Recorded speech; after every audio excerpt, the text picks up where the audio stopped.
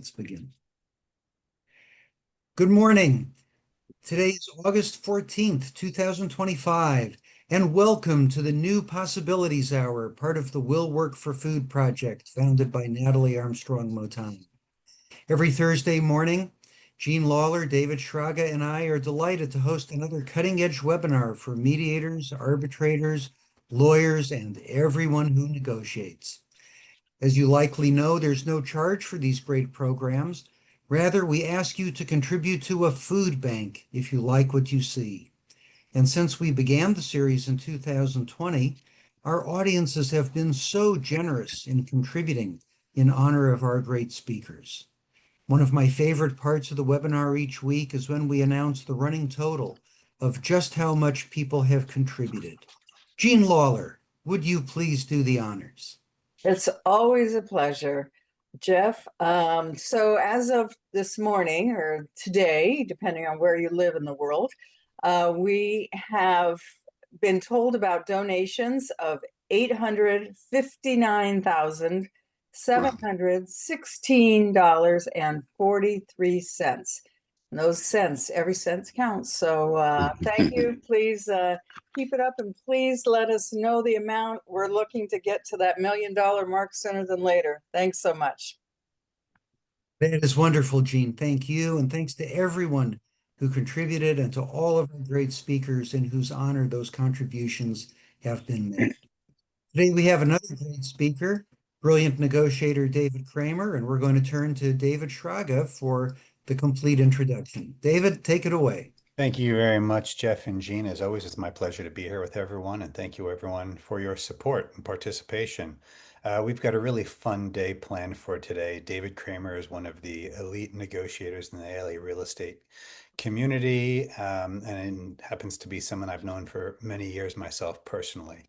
I'll give you a brief description of what we'll be talking about today and a little bit of Dave's background, and then we'll get into it.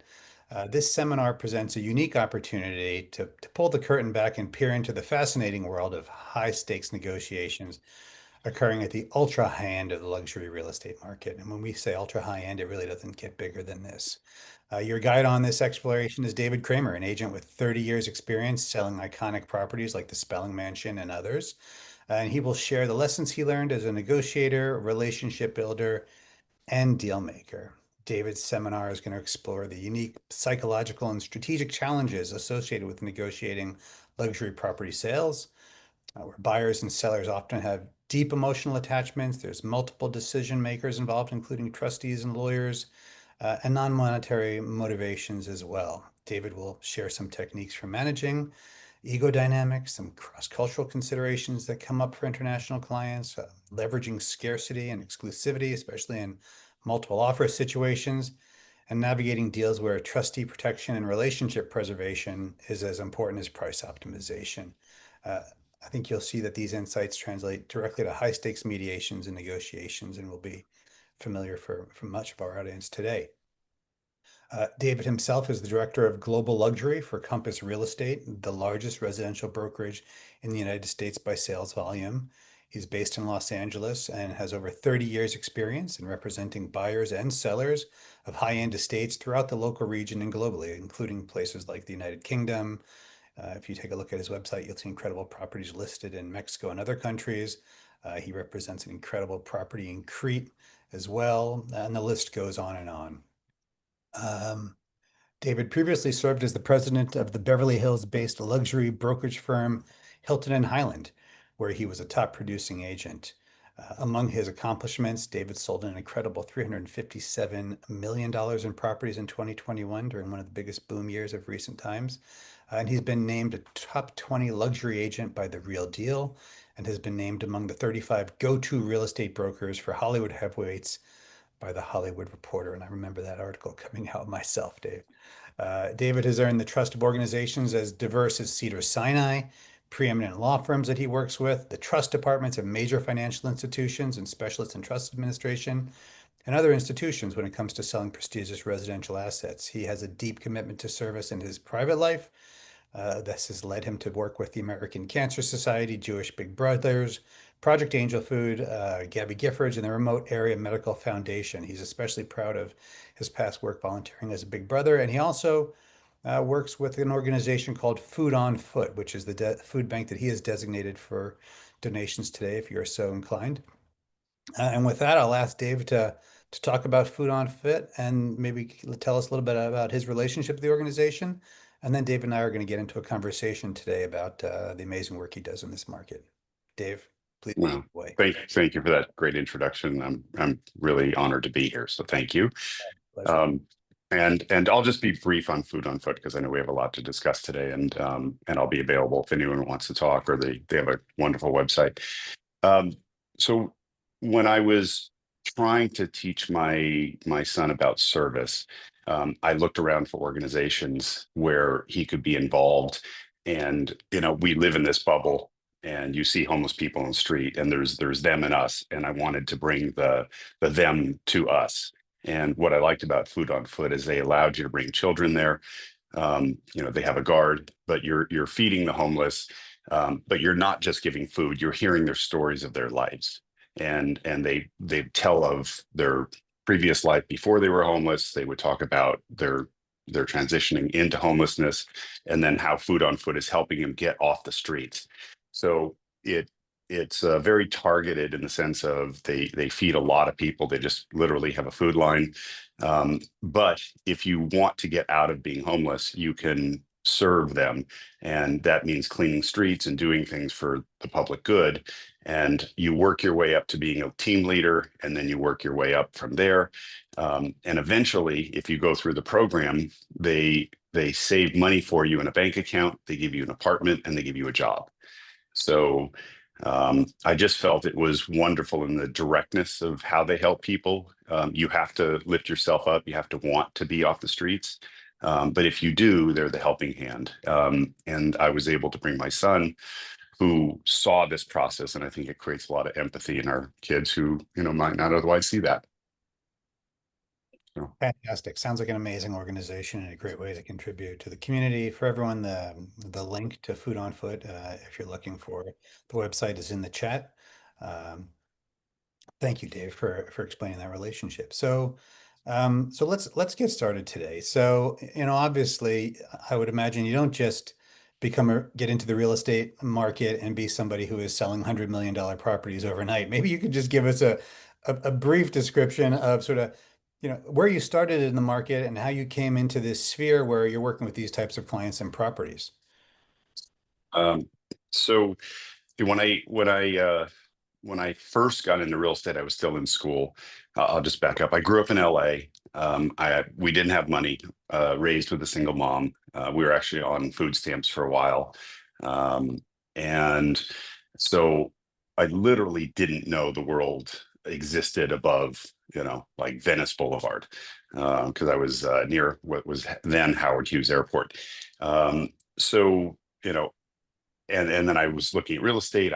And I just was always fascinated by it. So I'm in school. I got into real estate, and I started hustling basically and selling houses. I think my first house was like $125,000 in Reseda. And I'm just giving a little background because it's a long distance from that to where I got to. Reseda is where Danny the Karate Kid was from, for those who are not from Los Angeles. Thank you. Yes. Did not sell him a house. So, I worked my way up and started selling foreclosures in the 90s. And that kind of taught me a little bit of a different way to sell houses, where it's not just about someone wanting to sell because they want to move, but there's somebody who has some liability. And there's a lot of different factors besides price. And it kind of formed my opinions of like how real estate would be a little bit different. And I'm just going to flash forward because I know we're going to go back later. And when I started, I was afraid to sell a house over $3 million. It was just so intimidating to me that somebody could own a house for $3 million. Mind you, that was back then, so it was a decent sized house. But as time went on, I just got fortunate enough to sell houses that were bigger and larger and more high priced. And it felt really odd to do so. And then all of a sudden, as the prices started going up, I was just writing these offers and I would look at the page and I would say, I can't believe I just wrote that number.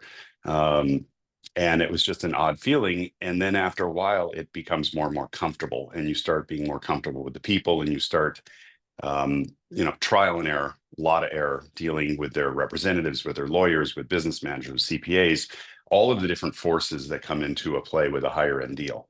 And so it's a process. And the funny thing is, having done it for a while and having, run a company and having, mentored a lot of people, I can't tell you how many people come to me and say, I've been in the business 2 years and I'm ready to sell luxury. And it's not so easy. And it really takes a lot of studying. One way I shorted that is by sharing listings with people and partnering with people who were bigger. And, every lawyer went to college for many years. We often don't. I did go to college, but I certainly didn't go to law school, didn't go to med school. I consider sharing and partnering as my law school and my med school, and learning through sharing with other people. And that helped me elevate my price point. And then eventually it just becomes comfortable for you. I don't know if I've answered the question, but I'm going to do my best. You have. I mean, it really gives you a sense of, I imagine it really gives you a sense of perspective that you can bring to these negotiations across the full spectrum of the different folks that you work with as well. It's a fantastic story. And I think, for mediators, they can relate in the sense that, there's a real spectrum of people that we deal with in these cases, and the ability to connect and keep perspective, I think, is an important skill that I think probably overlaps. So just maybe you could frame the field for our audience today. So what are we talking about today in terms of what are the bands, or in your view today in 2025, what defines the high end versus maybe ultra high end luxury market that has now Right. here in Los Angeles? Well, the numbers certainly moving quickly up. I'll say that. And I'm just going to arbitrarily pick like $40 million as the ultra high end number. Certainly anything over 20 is high end, even over 10 is high end, certainly on a national scale. But when you start getting into 35, 40, $45 million, you're really dealing in a different world. There, oftentimes there's handlers, there's house managers, there's just so many people involved in the team. And there's a lot of different factors that are involved in that decision, that come into play that you really need to take into consideration: value, future value. And so I'm gonna arbitrarily say 40 million puts you in the ultra high end category. Gotcha. And sort of what are you seeing now in terms of the numbers at the highest end of the market here? You mean as far as volume, or? Well, I guess I was thinking sales price, but volume as well. I know you have some sort of data points I know you had in mind we were talking about in terms of, to give a sense of how the market has evolved over the years and what we've been looking at least most recently. Yeah, I mean, the market, I would say, has moved very fast since, let's just say, 2015, to where you're seeing just a lot of sales over $40 million, which you hadn't before. And also remember one thing that has a lot to do with the high end. So when you sell a house and it has a lot of grounds and it has a lot of square footage, now you're dealing with teams of gardeners, you're dealing with different levels of gardeners. When I sold the Spelling Manor, I was surprised. There was 3 levels of gardeners. There was your main gardeners, which were 6 days a week, which was 5 people. Then you had specialty gardeners, and then you had like an ultra specialty gardener who dealt with certain types of plants and stuff. So, and staff and everything else. So it's not just the price of the house. And that's kind of why I came up with that number. It's all the people that help support the house going forward. Gotcha. I know we're going to get into the numbers. I just didn't know if you wanted to get into them now. Yeah, for sure. Maybe maybe we could just quickly give people a sense of what the numbers are in terms of where the market is today and what All you're right. competing against and dealing with. So in 2015, there were 20 sales over $20 million. 8 of those were over 30, and 2 were over 40. All right. The highest sale that year was 60 million with an asking price of 75. And that was it. So let's go to 2021, 101 sales over 20. And that's versus 20 and 33 over 30, right? And 21 over 40. So the numbers just dramatically have jumped up. I mean, that is a revolution, not an evolution. In 22, 92 sales over 20, 43 over 30, and 26 over 40. And you can see a reasonable drop, not a massive drop. In 23, however, it dropped down to 55 sales over 20, 21 over 30, 10 over 40. 24 last year, a little bit better, 65 over 20, 35 sales over 30, and 8 over 40. Now, just going back, so that's 8. In 21, there was 21 over 40, just to give you perspective. The interesting thing I'll say is this year, there's been 47 sales over 20. So we've really seen a nice bump.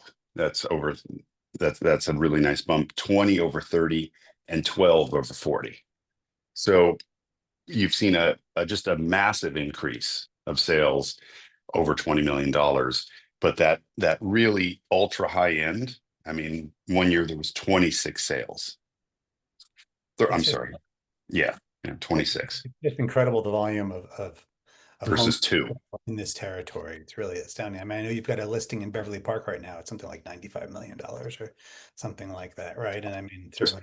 I'm going to plug it and say we just got a reduction. So if anyone online is interested, we just had a nice reduction. And again, thinking about that $40 million sale in perspective again, a lot of times when you get into that category, it's not their only house. And then they have teams of people that have to help, run that house. So you're really looking at a tremendous amount of wealth at that point. Yeah. And I mean, so, this is part of what we plan on getting into today, but when you're talking about the team, since we're on the subject, I mean, who are we talking about in terms of the representatives you might be dealing with? Are you dealing directly with the buyers? I know that there's lawyers involved in these dynamics. Yeah. Well, you deal with whoever you have to deal with. But in an ideal world, dealing directly with the principal is really, really important. Even if it means getting in there and being a little uncomfortable, it's important that you face them, talk to them, and have an interactive discussion. Whenever I start with a new client, I always ask for about 30 to 40 minutes to talk to somebody to hear their opinions and ask them a lot of questions. And I think in relation to what lawyers do, and especially mediators, it really is about the questions and listening. I think we do a very similar thing in that respect. Yeah, I mean, I was going to ask you sort of what is, as we talk about the clients, and the question I have is who is the typical client, or is there a typical client? Or I imagine there's really, what's the defining aspect of dealing with them? I imagine there's a lot of variability, even in this type of market. Yeah, very, very much. So I'll give you an example of two $40 million buyers. Somebody has a lot of kids. They have family that visit and they run a business out of their house. And then somebody else could be a couple and buy the same house. So the difference there is what they want to convey to the general public a lot of times. So a lot of times you'll get people, and what they want to convey is I've made it. And you need to identify that buyer versus the other buyer who's I need it. I often joke, I say we're in the want business, not the need business, but there are people who need a lot of square footage or a lot of bedrooms because they've got so much going on in their house. And there's other people who want to invite people over who are going to look around and say, wow, you're rich. And you need to figure out who you're dealing with. And I mean, I imagine that translates into the properties you show them, but how does that translate into maybe how you negotiate for them or how you manage their expectations as mediators? Obviously, there's an ego element. I imagine you're dealing with around a lot Right. of buyers and who have been very successful. I mean, tell me, is it celebrities, international royalty? Like who are you dealing with, and how does How does what you've just described translate into how you work for them, negotiate for them, particularly? Yeah, I mean, you have to figure out who you're working with, and as fast as you possibly can. And the other thing, when you're in that category, you're not just dealing with your client, you're dealing with the other client. So if you have someone who is, used to negotiating through strength and power and, really hard, um, you need to understand how that can impact the other side too. So if you're asking $50 million and your client says, write 30, but they're going to pay 45, and the seller is going to take 45, and you write an offer because they want to give it a shot, you may never make that deal, whereas the deal should happen. So, a lot of it, again, like a mediator, it's interesting. We talked about this, and now I see the correlation, um, is really being clear on how to get to the end point for that client. What's the goal? How to get there? And knowing something about the dynamic on all sides, not just your side, is really important, because if you insult somebody and make it personal, you're not making the deal. Yeah, I think that's an important point. I mean, as mediators, we talk about the difference between identifying people's positions versus identifying their interests. And it sounds like you're doing something very similar. So in that situation where they're telling you to write a $30 million offer, what do you do? Do you push back? Does it depend on the person? How do you navigate that and to maybe protect them from themselves when, I mean, a lot of these people are very wealthy and they've achieved success in business, or they come from different backgrounds, but they might not have the negotiation savvy, the concept of sort of the Right. psychological dynamics that you become an expert in. Well, you have to decide. You have to make a decision. And am I going to guide them, and how's that going to work out for me? First of all, how's it going to work out for the deal? Or do I let them do their thing and just, sometimes you just take a chance, and it could work. You never know. And if it doesn't work, you're just going to have to find them something else, and they're going to have to deal with that. So it really depends on the scarcity of the house. And that is one thing about our business, is houses are scarce. Once you cross a certain point, it becomes much more specific. That's the thing about the high end, is these houses generally, unless they're a spec house, are someone's dream that they built. So you're now selling their dream. And if someone's dream aligns, they may not find another dream house.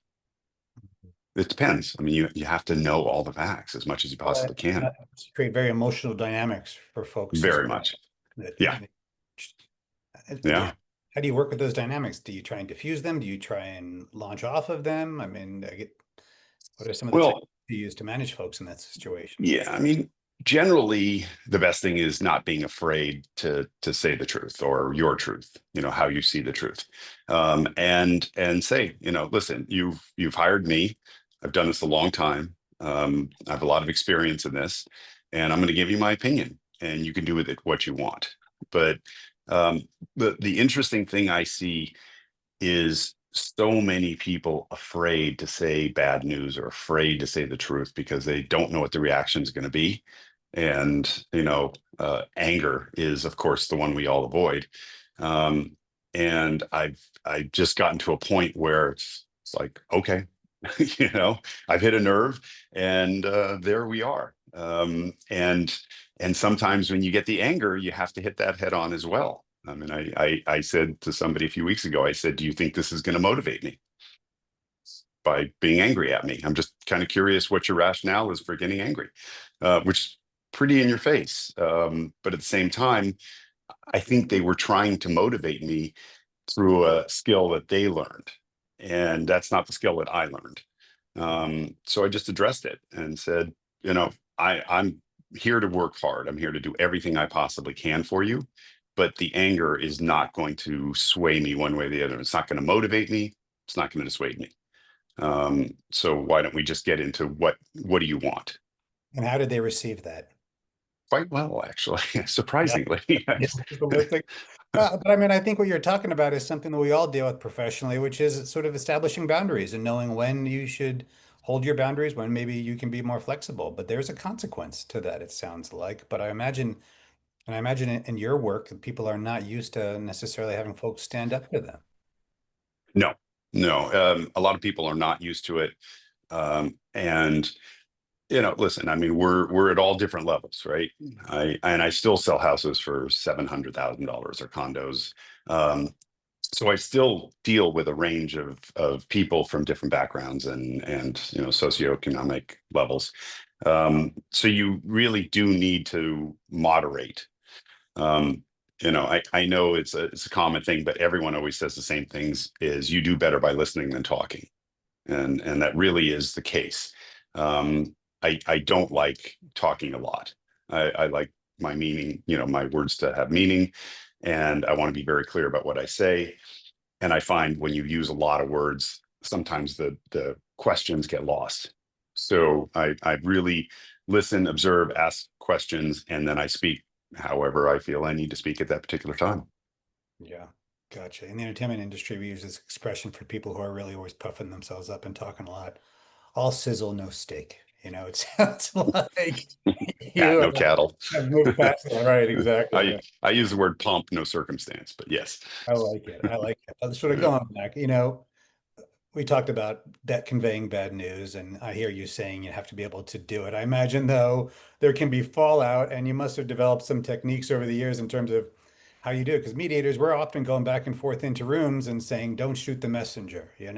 This is what they're saying. How do you Right. dealing with bad news and with these types of folks, and also with teams of people involved? I imagine. Yeah. I'll say one thing I did that was kind of memorable to me because it was a very hostile situation. My client was a lawyer, and I'm trying to think what type of lawyer, but he was a tough and rumble, like, get into it lawyer. And he had interviewed a bunch of people. They had told him the house was worth like 1.9, and we felt we could do better, and we put it on for 2, same general price range. And then one person came in and said, we don't want to lose it right at the beginning, and we'll give you 2.3, whatever the number was. And they were happy about that. The people did the inspections, and they definitely found some issues with the property. And they came back and they said, we want, a credit of $135,000. So the first thing about negotiating in the residential space is whenever when anyone goes over asking, even though that is an entirely arbitrary number, they always feel like they want some back, and they also always feel a little bit bad about it. So it's important to remember that when you negotiate in the house. And so they did. They were justified. It wasn't an unjustified request, but the ask always comes easier when they've paid overpriced, especially when there's no other offers. So the seller went crazy, yelling, screaming, cussing, and I remember where I was standing because he was so loud, and he was just like, giving it to us. And I said, can I ask you a simple question? And he said, yes. And I said, when we started this process, if I had told you I can get you $2 million after inspections, non-contingent, would you have accepted that offer? And he said, yes. And I said, then why won't you accept it now? Because you're better than that. You have more than that. You're $150,000 over that. So you're telling me you would have accepted it then, but you won't accept it now. He said, because I don't think the request is reasonable. And I said, I need you to get off that point. It's not about the reasonable of the request. It's about moving the ball forward and making that deal. So you're telling me that it's a good deal, but you're telling me you won't accept it because you don't believe what they're telling you. And I said, who cares? You got your deal. You won. And he said, you're right. And he signed it. So I often use this kind of silly example. I like silly examples of an oven spring. And I may have said this to him at the time. And I said, let's say they paid 300,000 over, and they walked in the house and they didn't do an inspection, and they opened the oven and it squeaked, and they called somebody, and the guy said, you need a new spring. And he said, how much is that going to cost? He goes, $150,000. And you said, I want $150,000 off. So the question is it a good deal for you or is it not? Let's forget about the spring.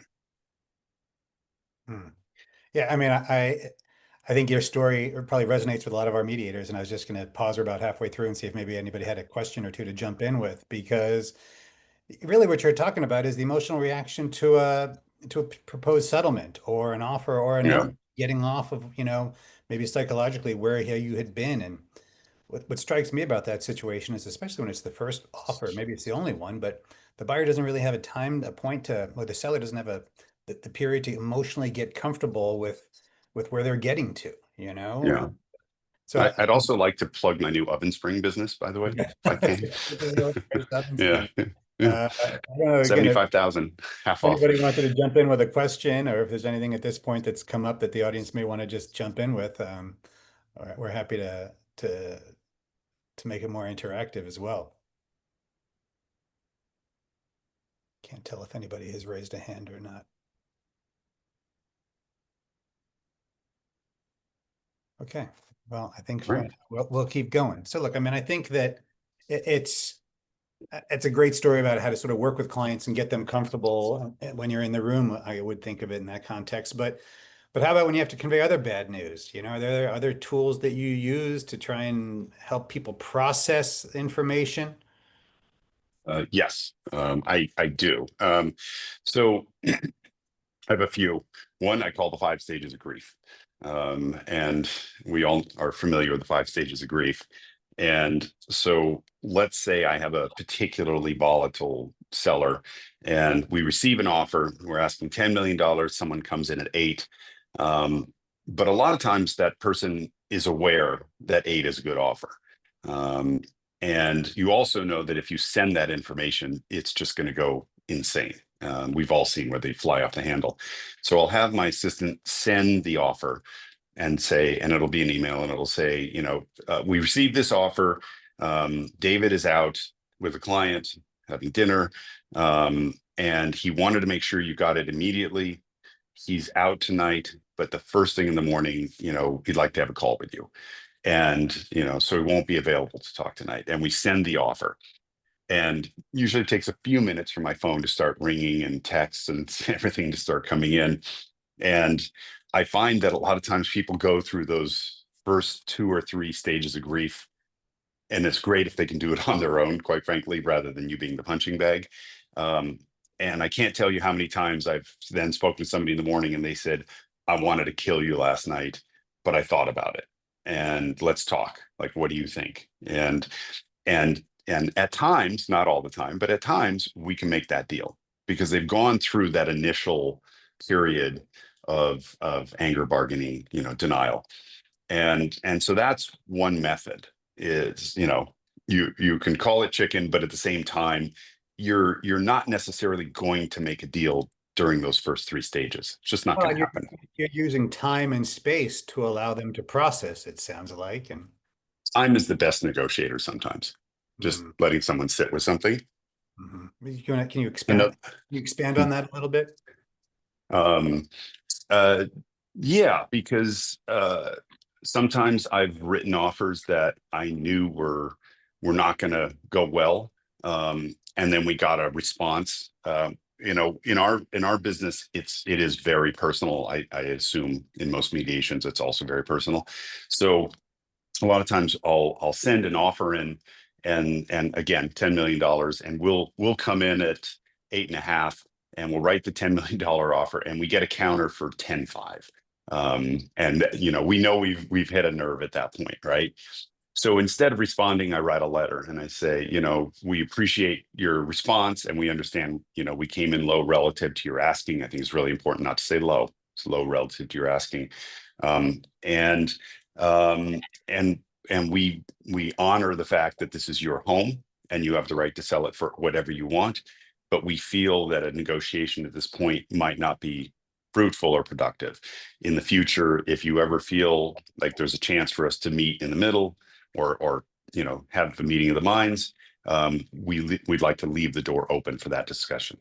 And I cannot tell you how many deals I've made that way.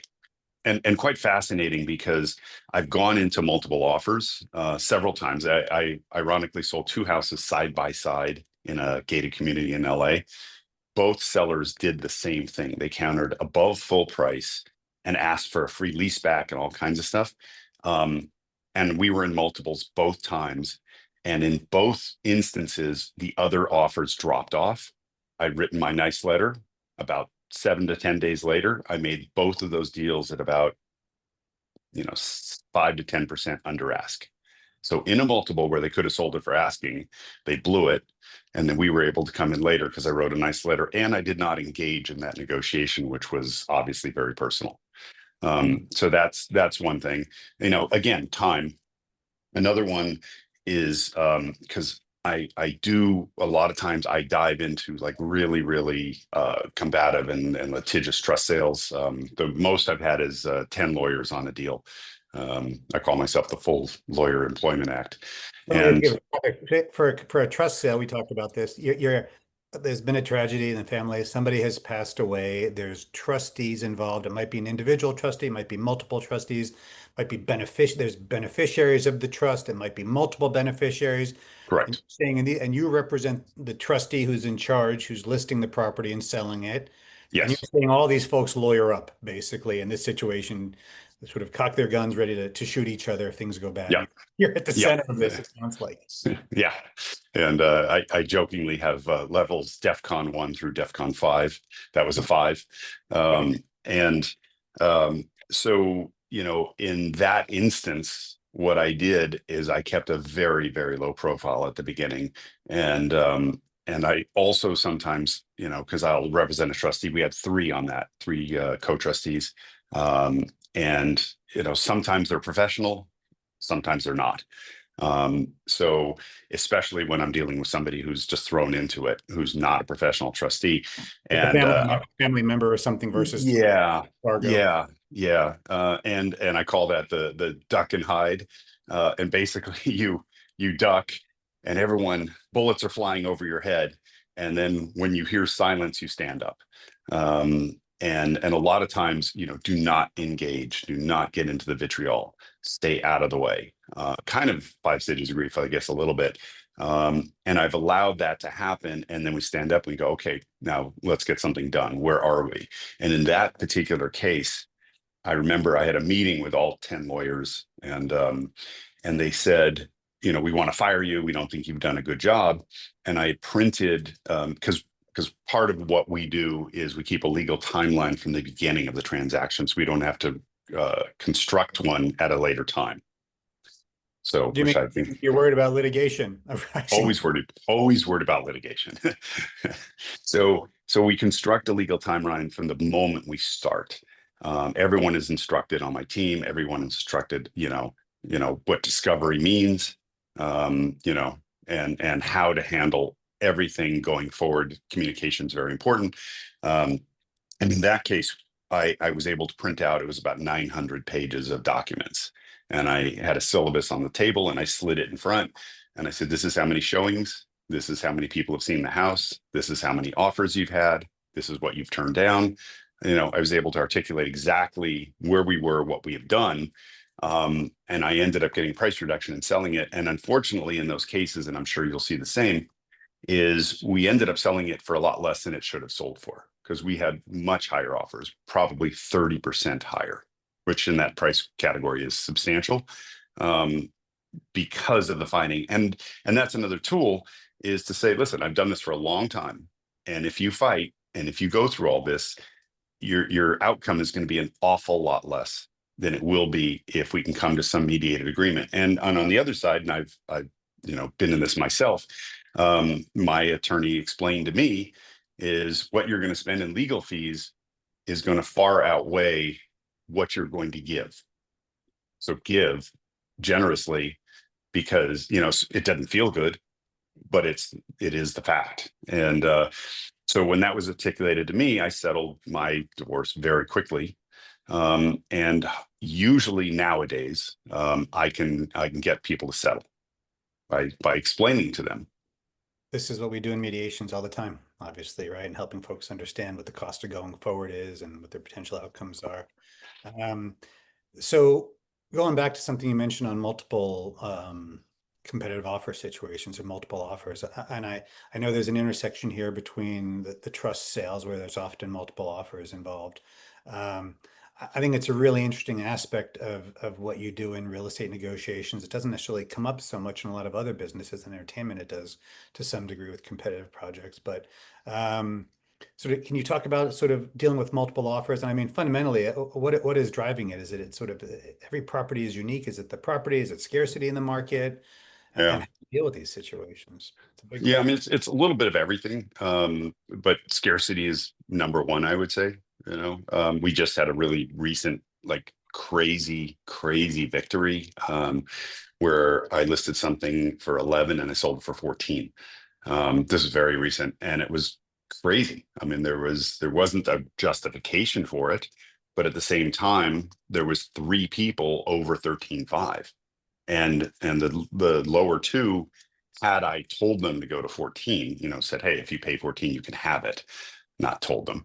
Um, I believe they would have done it because they wanted it so badly.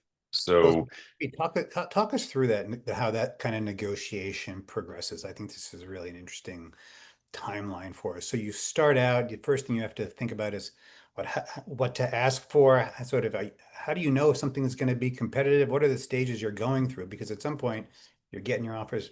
Maybe you could walk us. right. So we do what we call a little bit of pre-marketing. And one thing to be really clear, I think, when you're selling a house, the way to get more money is to know who you work for. And in our business, unlike I think any business, we have a great lobby.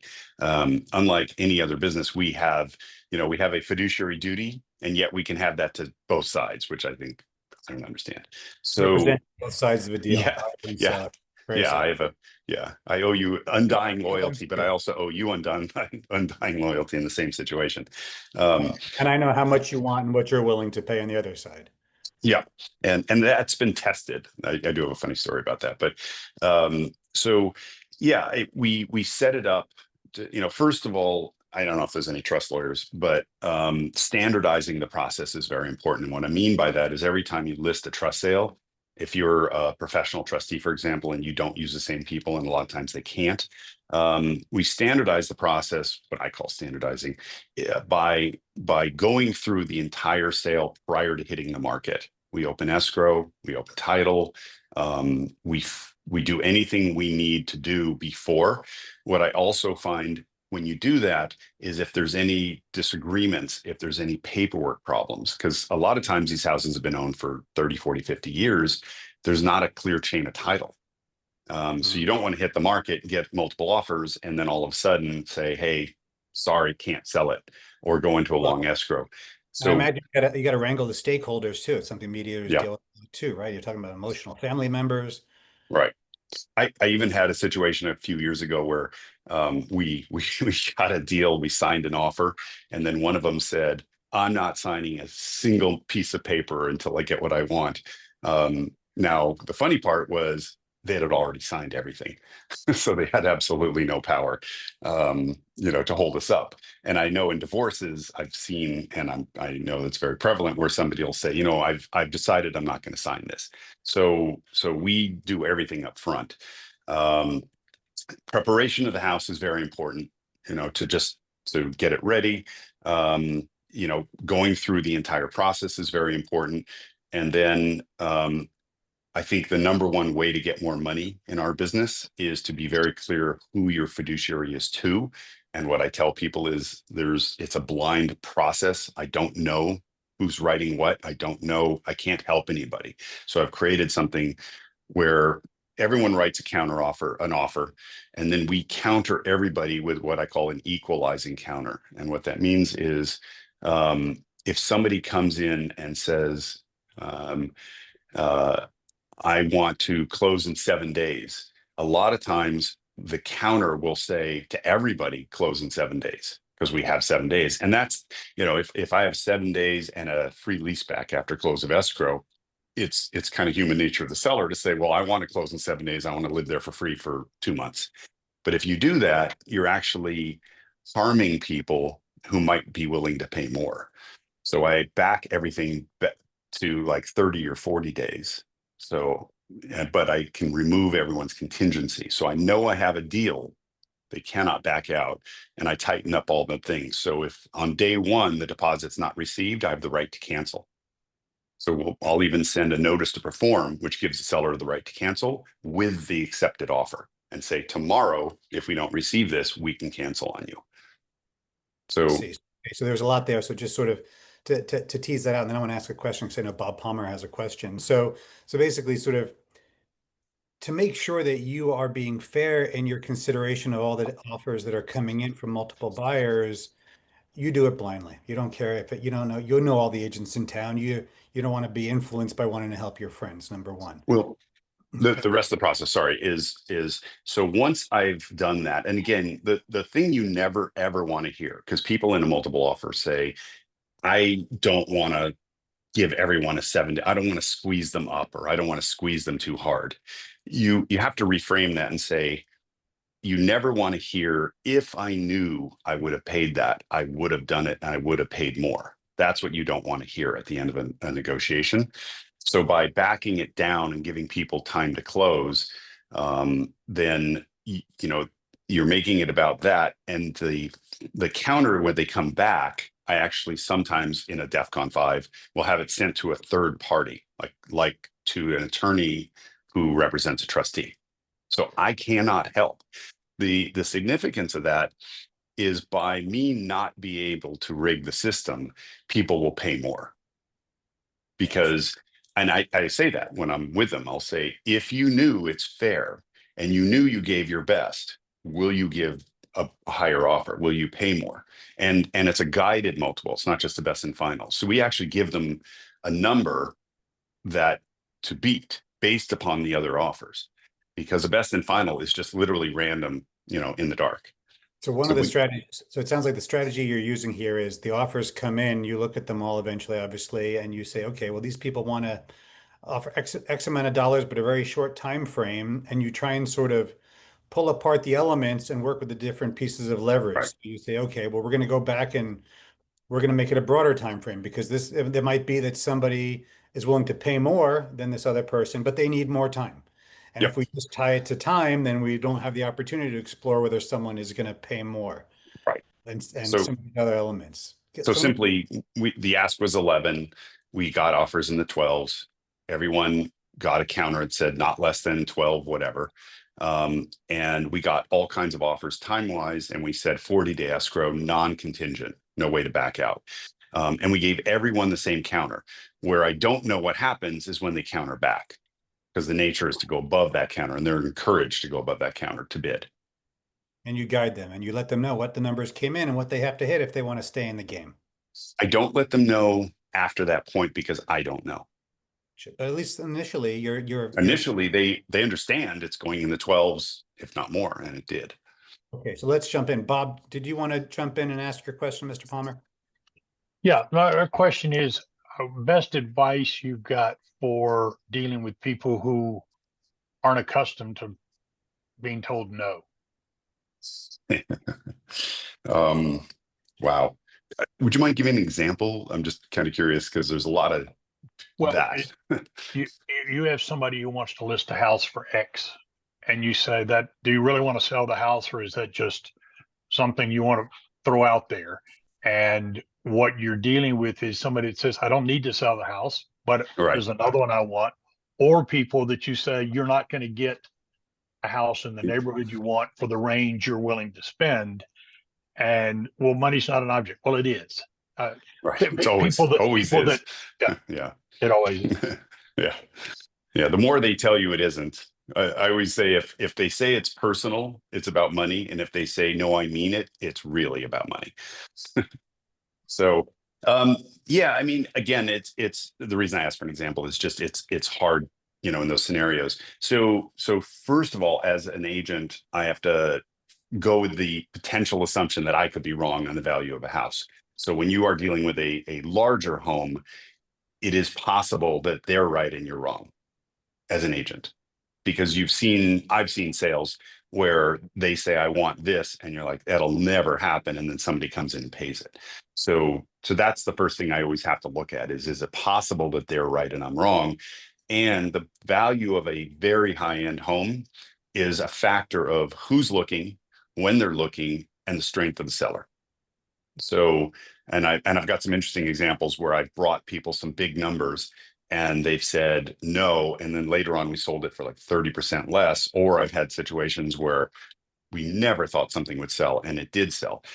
but taking the assumption that they need to hear a no, I think you have to just respectfully say, you know, in my opinion, this is the situation, and you have to be ready for the consequences, however they fall. Either, I mean, I didn't get 2 listings for over $100 million last year, because I gave them an optimistic number, but not that optimistic, and I didn't get the listing, and I, you know, lost the contact, and I don't know if they'll ever call me back.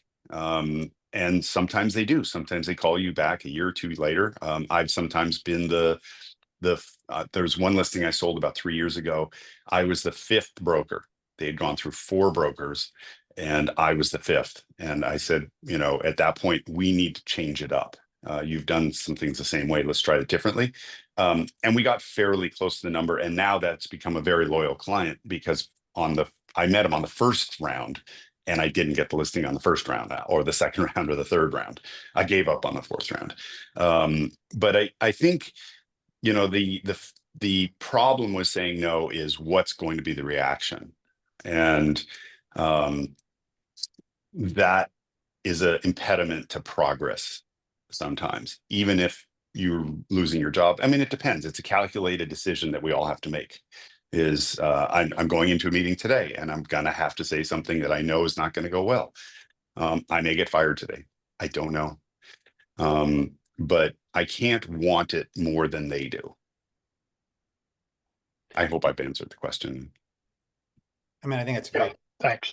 I think it's a Yeah. great point that, you know, you're in this role as a fiduciary, and the real talent and the magic comes in how you walk that tightrope, you know, between your own personal integrity and trying to get the best deal, and then making money for yourself too. And I think lots of lawyers deal with that, and I think mediators see that dynamic playing out over and over again, particularly when they're dealing with the lawyers who are trying to get the best result for their client, recognizing them being in that position.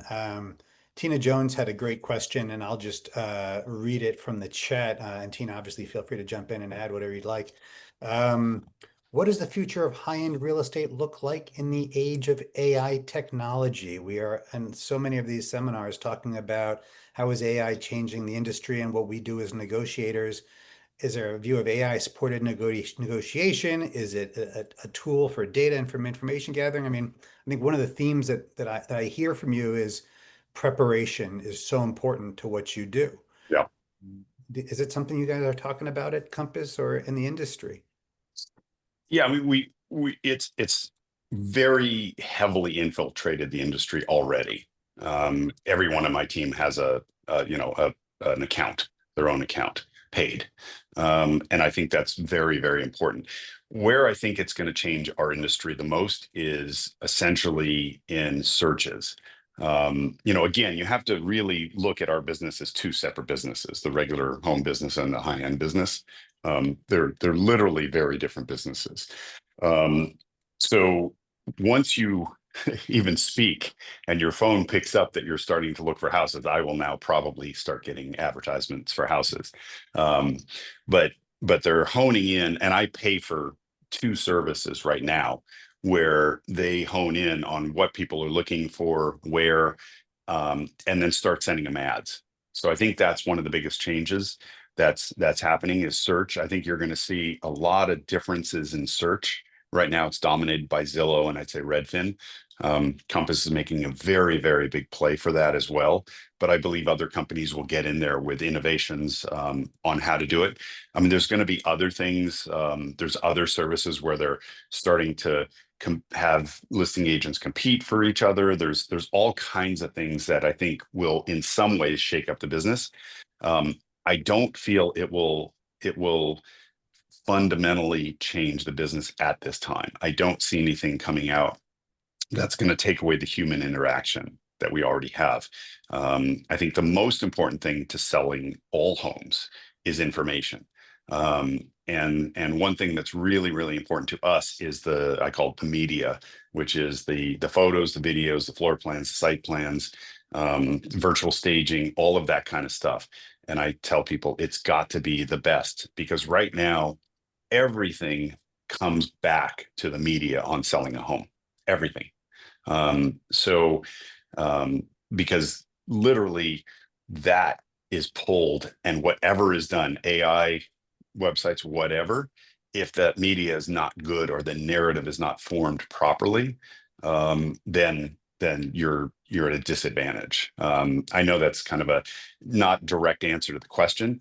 The only thing I will say is it will create a lot more wealthy people, and there's going to be a lot more in the high end. Interesting observation. Yes, Yeah. not even. I already saw somebody come in. She was I think she was 30, and I have something for 32 million. And she came in and she really liked it, and then she said, "We're seeing 5 other houses." And then like a few weeks later, I saw it closed. She bought something else. But I was like, "Holy, crap!" I mean, 30 million impulse buy. you know, Incredible, the numbers and the size. yeah, incredible. But also, I mean, it's interesting that you shifted to talking about data and sales and visuals and marketing, but as negotiators, we think about this all the time. And I think a lot of what you're talking about today is navigating these human dynamics and just coming from sort of your own experience and knowing how to ask the right questions and navigating emotional dynamics as well. It sounds. I don't know that part of our business, your business, is ever going to change. Yeah, Yes, Tina, I agree. that's what we've seen today, Entirely.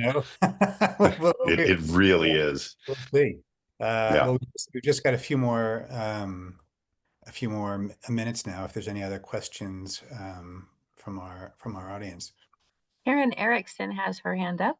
Yeah, Oh, thank please. you, David. Thank you so much. Super interesting. Can I take it back to multiple offers for a Yeah. moment? So I'm in British Columbia, and we are not allowed dual agency. But coming Good. to yeah, no, for sure. And coming to the multiple offer, I loved sort of your strategy I'm going to bring it back to the emotional state that David was just talking about. So it's keeping the emotions of everyone that's being put in an offer in without losing them. How do you manage that when you are trying to totally drive the price up, but keep people comfortable that they're not getting played at the same time and saying, "I'm out"? Right. Because I liked your approach of saying, "Hey, you need to come in over X." And then with not obviously saying if you come over that it's yours, because suddenly you say it to everyone and you're under contract and sold it to 5 people. So how do you Right. manage that and manage the emotions of people and agents in that situation of multiples? So I think one of the best examples is the recent sale that I did, which was unusually hot. I couldn't explain it. And by the way, on that house, the appraisal was around 11, the one we sold for 14. And there was another broker who was showing it, who was going to get the listing until the last minute. And he was suggesting under 11. I'm not saying we did a miracle. I'm just saying it was a surprise for everybody. So it's a process. First of all, for a long time, I've done the same process because I sold foreclosures back in the day, and I understand the risk of liability that can happen. And then just on a human level, I think, it's kind of shitty to do some of the things that happened, which is, I'm thrilled that they don't allow dual agency. But so what I do is when we come into a situation like that, I literally kind of clear the decks for a period of time. It's usually around 10 days. So I do most of the showings. I try to do all of them. We just couldn't. I will take every broker phone call, every buyer phone call that I possibly can. And I'm just very clear. And everybody on my team, because I don't sit Saturday or Sunday because I'm not going to pick up a buyer, they can pick up a buyer. Just to be clear. So, but they are instructed to say very clearly, you can work with me, but there will be no advantage given to you if you use me as your agent. I know David, I can work with him, but it's a fair process. So we're letting everybody know from the minute of contact. When buyers say, can I use somebody on your team? I go, yeah, you can use somebody on my team. You can use my boss. You can use whoever you want. However, I want to be really clear, you're not going to get an advantage. It's a fair and blind process where I do not have the ability to help you. And we tell everybody to say that. We don't have the ability to help you. So if you still want to work with us, then you can. And I'll say, part of the thing is when you come to the listing agent, and I've done it myself, of course, is you're hoping that they're going to sell out their own client and they're going to give you information and you're going to get a deal. And that's why they come to us as the listing agents. So when we're very clear that we're not going to do that, that dissuades 80 to 90% of the people off the bat. The other thing I do is I give an instruction letter that we write, which I'm happy to share. And it basically says, thank you for your interest in whatever property. We want to let you know this will be a very fair process. There will be no favoritism. Nobody will have an advantage over anybody else. So we lay out the rules of how it's going to go. And I think we even say, there's no reason to call and ask because we do not have the ability to help you because we don't know. So we're very clear from the very beginning on what we're going to do, how we're going to do it, and then say to somebody, if you pay the most, or you have the best offer, I should say, because it's not always about the money, you will win. And you just need to pound it in everybody, put it in writing, and let everybody know exactly what the process is. And I think it's important then, rather than just telling everybody. We're very, very clear about it. And I think that makes a very big difference. Amazing. I will reach out to you for that letter. Thank you. Sure. Thank you for your question, Karen, and Dave, thank you for your answer. I mean, really what I hear you saying is you're transparent, you manage expectations, and you communicate, which I think, again, is so valuable to what mediators do. Well, look, we are a few minutes over, so we are going to have to wrap up. On behalf of everyone from Will Work for Food, as well as our audience, I want to thank you for really just such a fascinating and engaging presentation. It's obvious why you've had such success in the market, not only in terms of Thank your you. skills, but in terms of your personal demeanor.